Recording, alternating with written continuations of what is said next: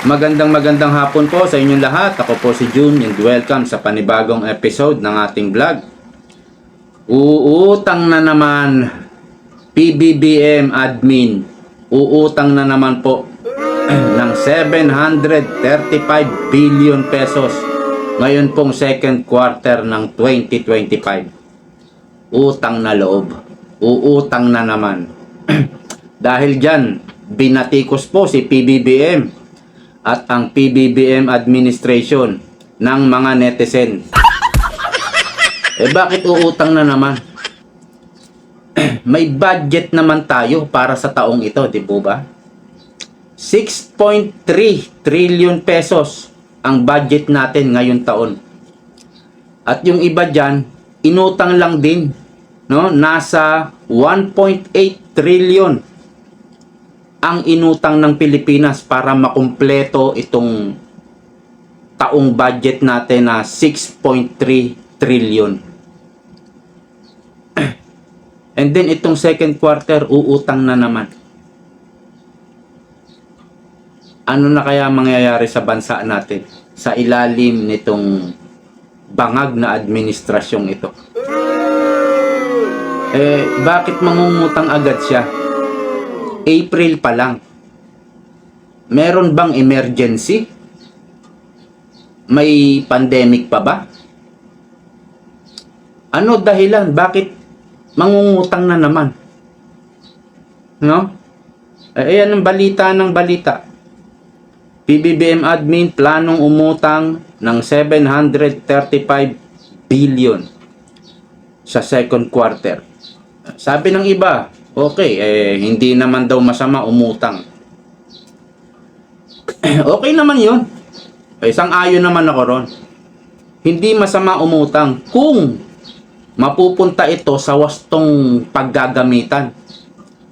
Lalo na kung pakikinabangan naman ng taong bayan. Hindi ba? At kung yung uutangin po natin, ay mapupunta sa mabuting kamay kagaya ng mga Duterte na hindi magnanakaw. Okay lang talaga yung mangutang. Pero kung yung mangungutang ang hahawak na kamay hindi mabuti, no? Kundi nasa masamang kamay yung uutangin, doon tayo nagkakatalo. Kaya itong gobyernong ito, wala na tayong mabalitaan kung saan napupunta yung pera ng bayan. Di ba pag nakautang, after makautang, wala na. Wala tayong balita. So, walang accountability, walang transparency.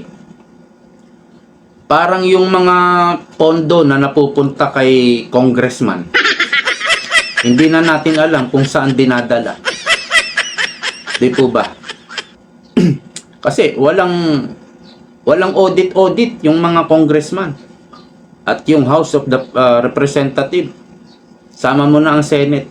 Hindi na po na ini-audit yan Certificate lang ang ginagawa. Pipirmahan. Okay na.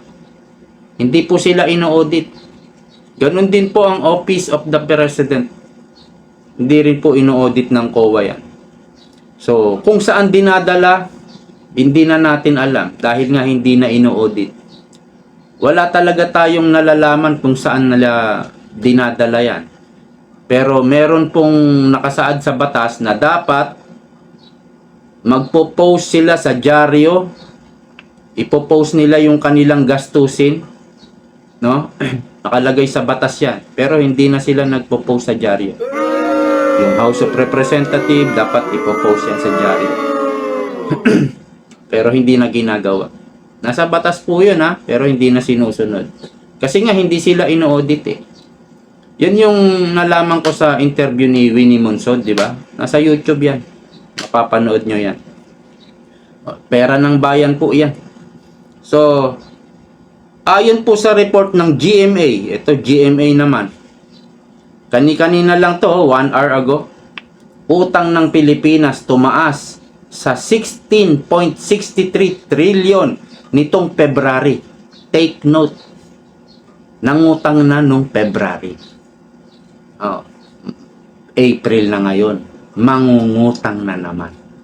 Oh, ito yung data. Ito yung data. Ayan, yung may bilog.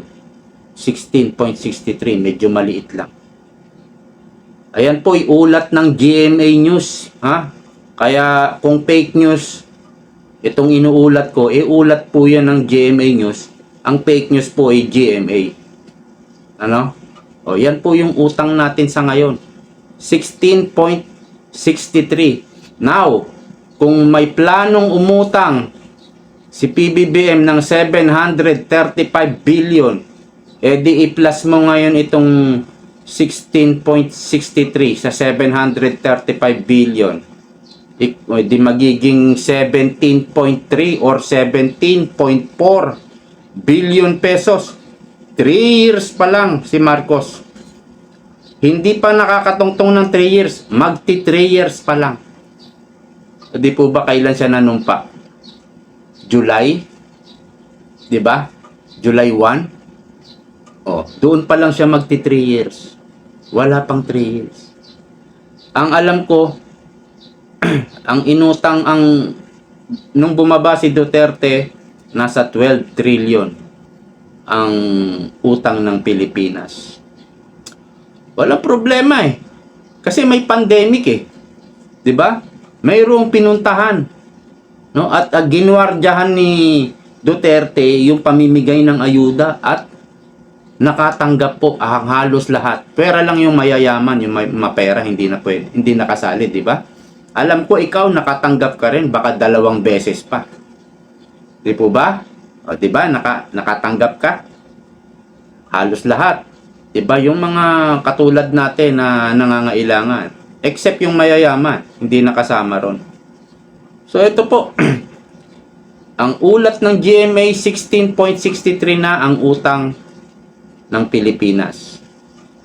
Ito po'y 12 trillion lang nung umalis si Pangulong Duterte. So nadagdagan na po ng 4.6 trillion 3 years pa lang. At mangungutang na naman ng 735 billion.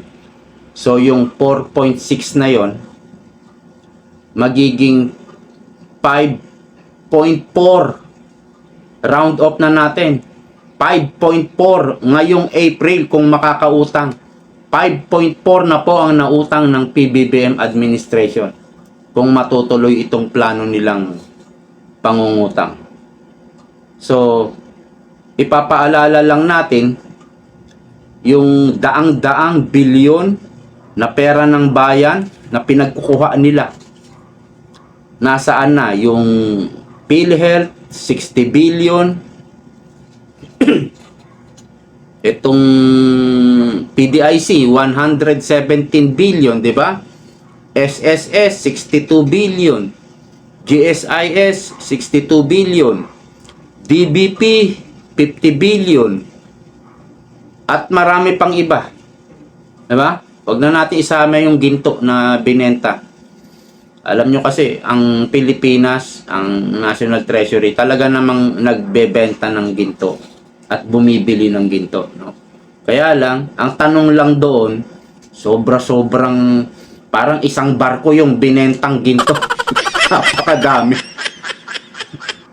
At hindi, ano? Parang sabik na sabik, parang atat na atat eh, no? Parang giyang na giyang sa pagnanakaw eh. Excited masyado, binenta isang barkong ginto eh. Di ba? So, nasa na yung mga yon? Ha? Issue pa rin po yan, hindi pa po nasasagot. Yung mga pinagkukuha sa PhilHealth. Meron pa palang subsidy na 75 billion. No? Parang kinuha rin po yun kasi hindi ibinigay eh. Tapos yung mga budget sa Department of Health, Department of Education, pinagtatapyas. Ang dami pong pinagtatapyas. So, eto po. Basahin ko lang yung ulat ng balita. Ayan po, balita kasi yung nagulat nito eh. Balita yung pangalan ng pangalan ng nagbabalita. Plano ng Administrasyong Marcos na humiram ng 735 billion sa ikalawang quarter ng 2025. Kung saan 17% na tumaas ito kumpara sa plan. Ang plano pala nung original plan is 629 billion pesos. 629 billion lang ang plano. Naging 735, talagang hindi po pwede yung ano. Ha? Hindi po pwede yung kailangan daang bilyon. Tapos binabatikos, sinisiraan nila si BP Sara sa 125 million. Eh hindi naman yun yung mismong na-plug. Nasa 50 to 60 billion lang ang na-plug ng COA dun eh. At nasa proseso pa hanggang ngayon. Pero kung i-portrait nila, kung siraan nila sa media, 125 million. Pero ang na-plug lang ng COA, 60 million lang. Hindi nila binabanggit yun. Ha? Mga demonyo nga talaga eh. Hindi nila binabanggit. 125 yung binabanggit. Pero ang na-plug lang ng COMELEC, nasa 60 million. Di ba? Ang galing manira, no? So, 629 billion pesos ang original plan, no? At nadagdagan na ito, naging 735 na. So, noong unang quarter ng taon, ayon sa datos ng Bureau of Treasury, BTR. So, yan po ang balita. Kaya naman, kamustahin kaya natin itong mga patay gutom na troll ng mga bangag. Paano nyo ipagtatanggol yung mga amo nyo? Hindi nag-iisip din tong mga troll eh. Hirap na siguro silang ipagtanggol yung mga amo nila eh. Kailangan nyo pang magsinungaling para maipagtanggol lang yung mga amo nyo. Alam nyo ba yung sinusweldo nyo? Kung saan galing yan? Galing din sa inyo. Pera nyo rin yan. Di ba? Di ba? Mga pera nyo rin yan. Mga obob kayo. Pinaglalaroan lang kayo. Pera nyo rin yan. Ang hina ng kokote nyo. Ginigisa kayo sa sarili nyong mantika. Ha? Tapos, magkakaroon pa kayo ng kasalanan. Mga ungas kayo. O, kasi kailangan nyong manira. Diba? O, sa mga Duterte at mga kaalyado ng Duterte. O, tanong. Anong nangyayari sa sweldo nyo? Diba 15-30 kayo sumisweldo? Sa 15,000 a month? O di 7,500 kada kinsenas. Anong nangyayari sa sweldo nyo? O diba gipit pa rin kayo? Baka yung sisweldohin nyo pambayad na lang ng utang. O diba walang asenso? Hindi kayo umaasenso? Araw-araw gipit pa rin kayo. Diba? Kasi galing sa kasamaan ng mga kinikita nyo. Yung mga bangag vlogger, ganun din. Mga ensaymadag vlogger. Gipit pa rin. Kasi kung ang kinikita nyo galing sa masama, talagang malulustay ng malulustay lang yan. Eh, galing sa masama eh. Mag 3 years pa lang si Marcos, aabot na sa mahigit 17 trillion. Pagdating kaya po ng 2028, pagdating ng 2028, ilan na kaya ang utang ng Pilipinas? Baka nasa 30 trillion pesos na. Ito po yung mga netizen, yung mga comment ng netizen. Basahin lang natin. Sa mga comment. Ito, galing kay Pilipinas Balita. Lubog na nga sa utang ang Pilipinas. Walang mega projects. Ito matindi. Walang project Nung panahon po ni Pangulong Duterte, yung mga vlogger, di ba, nagpapalipad pa ng drone? Ha? Lahat ng mga project ni Pangulong Duterte, binablog ng mga vlogger. Yung mga, anong tawag to, mga travel vlog. Ngayon, wala ka nang makitang nagbablog na project ni PBBM o kanya pinagpatuloy niya. Wala na. No? Pero meron ako napapanood na vlogger. Yung mga proyekto pa rin na binablog niya. Kaya lang iba. Iba po. Yung railway, parang MRT papuntang Pampanga. Lagi niya raw dinadaanan yon, pinanood ko, binlog niya. Ang napansin niya, wala na pong gumagawa.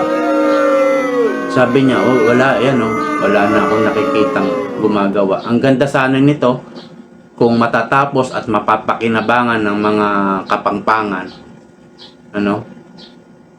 ayun, maraming nanghihinayang po. Doon sa vlog niya, maraming nagko-comment. So ito, walang mega project, utang ng utang, ang daming utang.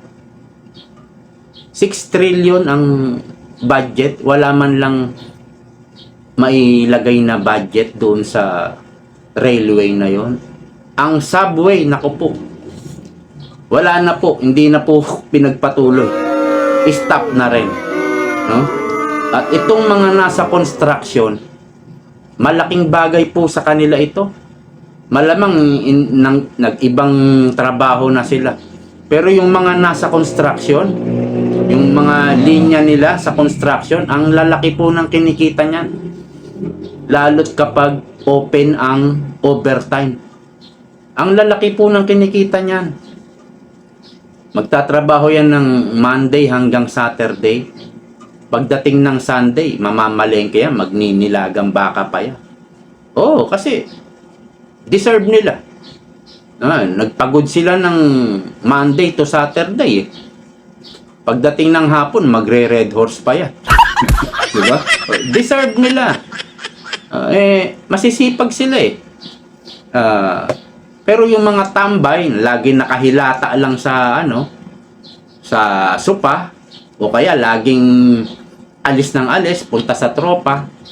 Yun po, yung mga tambay na gano'n, wala pong karapatang mag-good time. Walang karapatan. Kung wala kang trabaho, tumulong ka sa gawaing bahay. Tumulong ka sa mga kasama mo doon sa bahay. Diba? Kesa yung lagi ka lang nakahilata. O kaya, lagi kang nasa galaan. Hindi nyo deserve mag-good time. Alam nyo po ba yun? So, yan. Mapapansin mo rin sa SM. Linggo, araw ng linggo.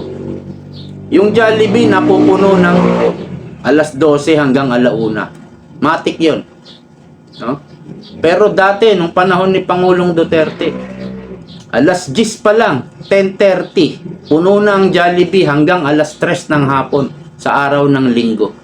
Ngayon, alauna, may mga bakante na sa Jollibee, hindi siya puno. Ano ibig sabihin niya? Makikita nyo po yung mga post sa Facebook ng mga nagtitinda, yung mga manininda, mga may maliliit na negosyo. Mapapansin nyo yung mga post nila kung tumal. O kaya naman, matumal. Ganun po yung mga post. Ibig po sabihin, walang pera. Wala pong pera ang tao. At yung vlog ko kahapon, umabot na po sa 27.2% ang bilang ng mga nagugutom. Ito po yung mga involuntary hunger. Ibig ko sabihin, yung mga gusto nilang kumain, pero wala silang makain. Walang pera At yan, nagkakabuhol-buhol na yung sagot ni Yusek, spokesperson, anong pangalan, si Castro. Yan po. Walang mega project, pero utang ng utang. Maraming nagugutom. Ayan, umutang pa ulit ang magaling na presidente. Palakpakan. Palakpakan daw. Tama na, sobra na. Galing kay Alex Bilts.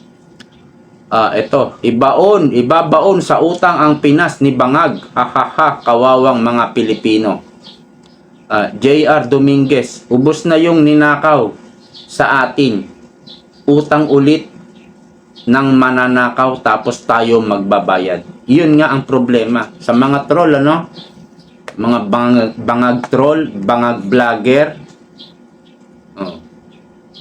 Yung mga inuutang ng amo nyo, ikaw ang magbabayad.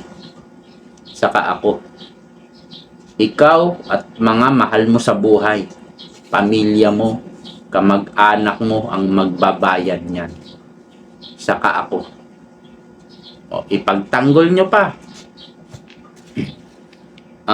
Pangpiyansa kay Palaka. O kaya daw uutang. Ito pa.